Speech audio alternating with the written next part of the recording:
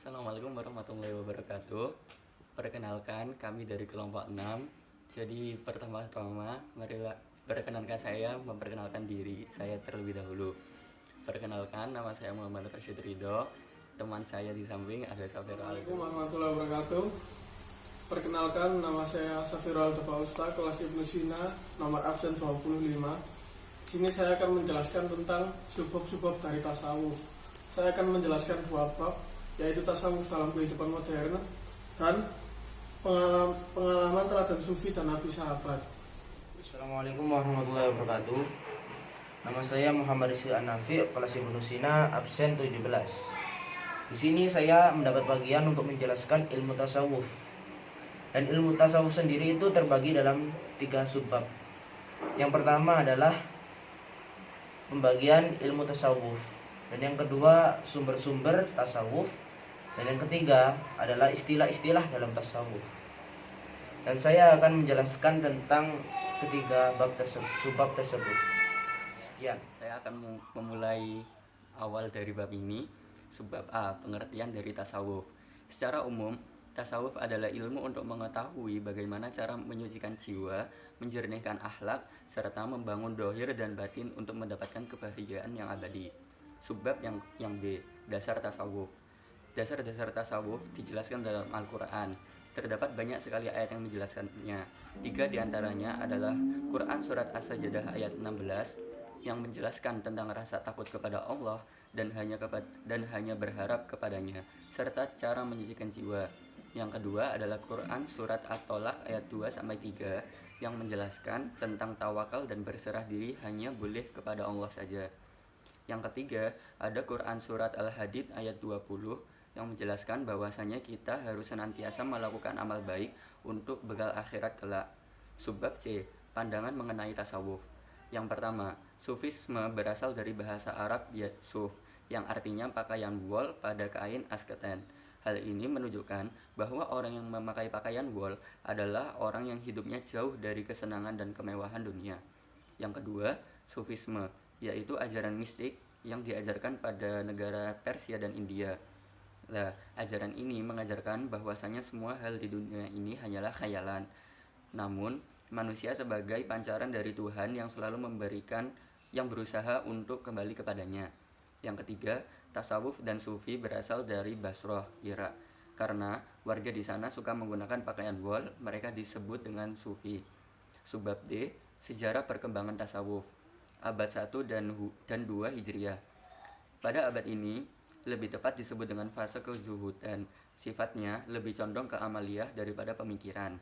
Bentuk amaliyah tersebut meliputi memperbanyak ibadah, menyedikitkan makan dan minum, serta menyingkat waktu tidur. Tokoh sufi pada abad 1 dan 2 Hijriah ini contohnya adalah Abu Dzar Al-Ghifari. Abad 3 dan 4 Hijriah. Fase ini disebut dengan fase tasawuf. Hal ini terjadi karena tujuan utama rohani mereka tidak hanya untuk mendapatkan kebahagiaan akhirat saja, namun juga untuk menikmati hubungan langsung dengan Tuhan dengan dasar cinta. Tokohnya ada Abu Yazid Al-Bustami.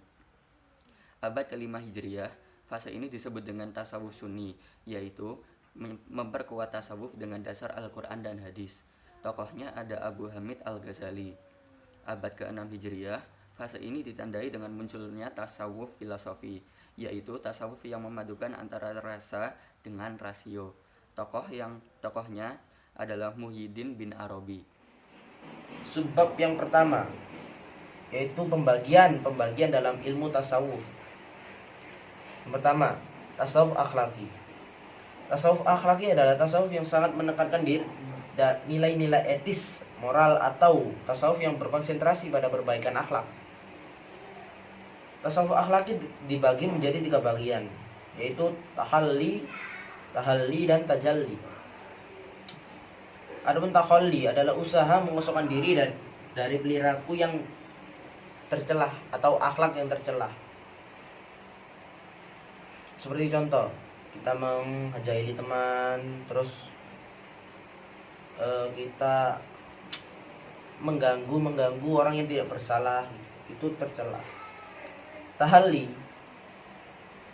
adalah upaya mengisi dan menghiasi diri dengan jalan membiasakan diri dengan sikap, perilaku, dan akhlak terpuji. Seperti contoh, yang eksternal itu sholat, terus haji, puasa gitu. Dan yang internal adalah keimanan, ketaatan, dan kecintaan terhadap Allah Subhanahu wa taala. Dan tajalli, kata tajalli sendiri itu bermakna terungkapnya nur gaib, agar hasil yang telah diperoleh jiwa yang telah membiasakan melakukan perbuatan-perbuatan yang luhur.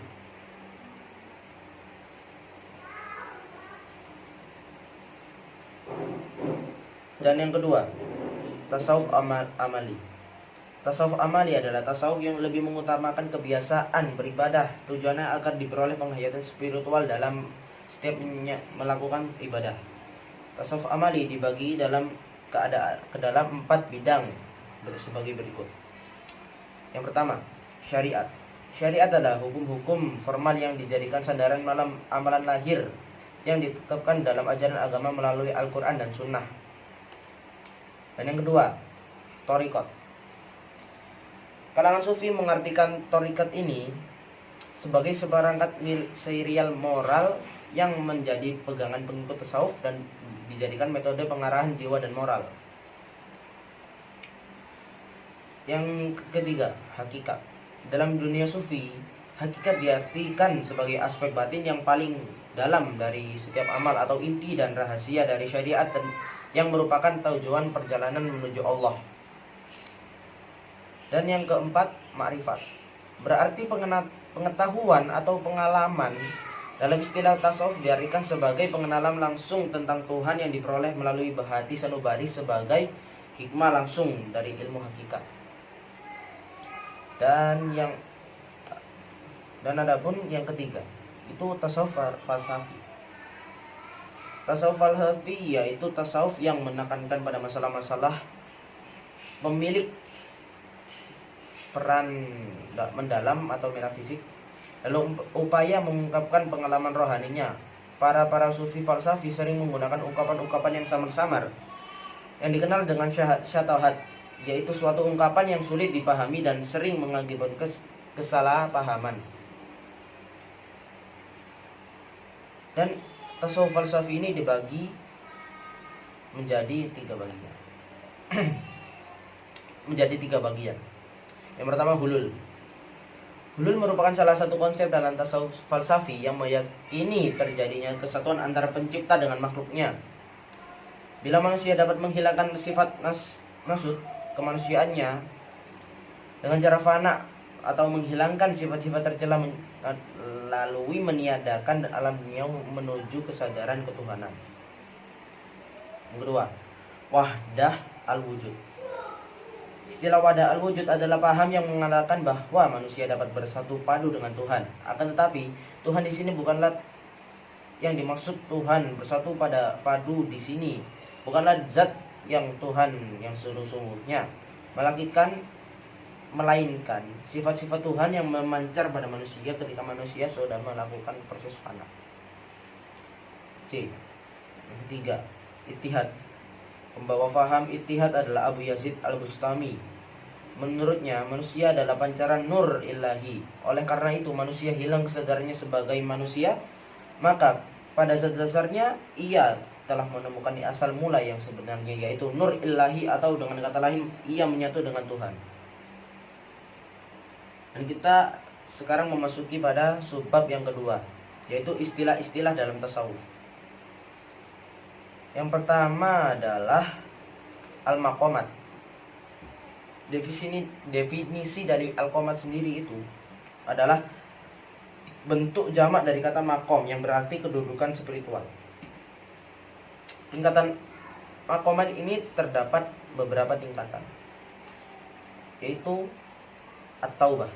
Taubah berarti kembali dari perbuatan-perbuatan yang menyimpang dan berjanji untuk tidak mengulanginya lagi dan kembali kepada Allah. Ini kedua, waro. Waro itu bermakna sebagai menahan diri dari hal-hal yang disia-sia, yang haram, dan hal-hal yang meragukan atau syubhat. Hal ini sejalan dengan hadis Nabi yang berbunyi, di antara tanda kebaikan keislaman seseorang ialah meninggalkan sesuatu yang tidak penting baginya. Dan adapun 2 perkara yang wajib ditinggalkan dalam waro adalah meninggalkan apa yang dilarang oleh Allah dan terkait dengan hati kesesatan, bid'ah, kefanatikan dan berlebihan. Meninggalkan segala sesuatu yang terkait dengan syubhat yang dikhawatirkan akan jatuh pada keharaman, dan meninggalkan kelebihan meskipun berupa bagian dari kehalalan. Yang ketiga, zuhud. Zuhud adalah mengurangi keinginan pada dunia dan menjauh darinya dengan penuh kesadaran. Yang empat, as-sabr.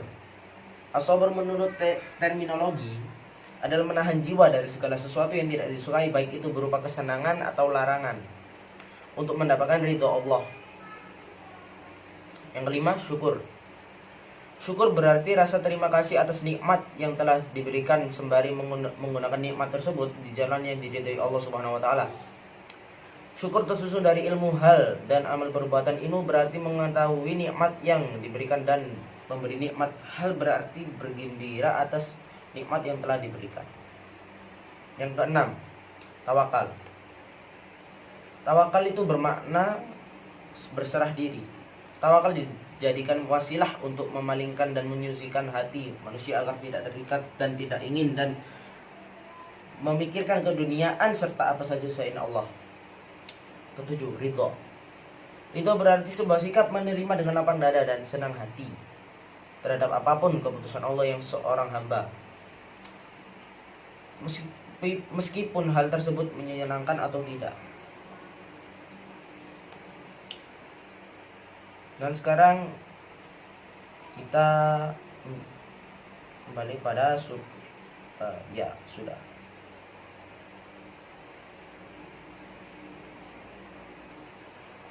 Sekian dari saya, kurang lebihnya mohon maaf.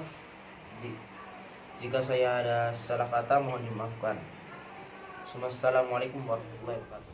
Tasawuf adalah kesadaran murni yang mengarahkan jiwa pada kesungguhan untuk menjauhkan kehidupan dunia, atau zuhud untuk mendekatkan diri kepada Allah Subhanahu wa taala. Posisi tasawuf terhadap ilmu-ilmu Islam lainnya sangat jelas dan gamblang. Tasawuf merupakan bagian tak berpisahkan dari keseluruhan bangunan syariah. Bahkan ia merupakan ruh hakikat, yaitu dari syariah. Perkembangan tasawuf pada abad pertama dan kedua Hijriah disebut sebagai fase kezuhudan. Baru pada abad ketiga dan keempat Hijriah disebut dengan fase tasawuf. Kemudian pada abad kelima Hijriah dikenal sebagai fase kondisional, yakni memperkuat tasawuf dengan dasarnya yang asli, yaitu Al-Quran dan hadis-hadis, yang sering disebut dengan tasawuf sunni, yakni tasawuf yang sesuai dengan tradisi falsafi, yakni tasawuf yang memadukan antara rasa zauq dan akal. Tasawuf bercampur dengan filsafat. Tasawuf menurut para ahli terbagi dalam tasawuf akhlaki, yaitu yang berhubungan dengan akhlak, amali, dan tasawuf falsafi. Apa sih tasawuf akhlaki itu? Tasawuf akhlaki itu mempunyai tahap sistem pembinaan akhlak, yakni tahalil, tajalli, dan tahalil. Pengalaman tasawuf amali dibagi menjadi 4 bidang, yakni syariat, thariqat, hakikat, dan ma'rifat. Terus yang ketiga, pengalaman tasawuf falsafi diantaranya adalah dilakukan dengan hulul, wahdah al-wujud, dan ittihad. Sekian, terima kasih. Wassalamualaikum warahmatullahi wabarakatuh.